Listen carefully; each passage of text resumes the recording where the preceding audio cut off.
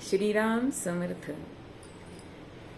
पंचांगाप्रमाणे 13वी तिथी म्हणजे त्रयोदशी. अहो, चैत्रामध्ये अनंग त्रयोदशी येते. त्या दिवशी अनंग व्रत असं केलं जातं. अक्कलकोट महाराज पुण्यतिथी चैत्रात, तर संत गोरोबा काकांची पुण्यतिथी ही वैशाखात याच तिथीला येते.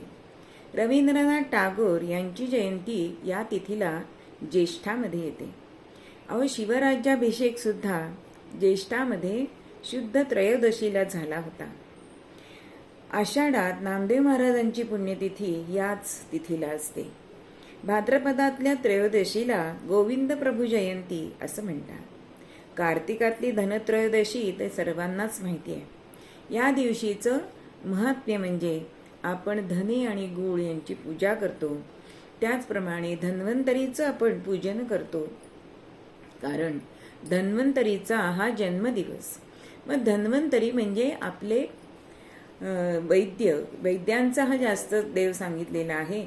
आणि जेव्हा समुद्रमंथन झालं त्यावेळेला धन्वंतरी हे अमृत कलश घेऊन बाहेर आलेले होते. त्यांच्या हातामध्ये जळू सुद्धा आहे. म्हणून आयुर्वेद शास्त्रज्ञ जे असतात, शास्त्र आचार्य असतात, ते ह्या धन्वंतरीची पूजा करतात. तरी सुद्धा प्रत्येक माणसाने घरोघरी ही पूजा करावी. त्याशिवाय पौष त्रयोदशी माघामध्ये येते. त्या दिवशी विश्वकर्मा जयंती असते. फाल्गुनातल्या त्रयोदशीला मधुकृष्ण त्रयोदशी असं म्हणतात. आणि अशी त्रयोदशी की 13वी तिथी जरी असली तरी सुद्धा ती जीवनामध्ये अत्यंत महत्त्वाची आहे. श्रीराम समर्थ.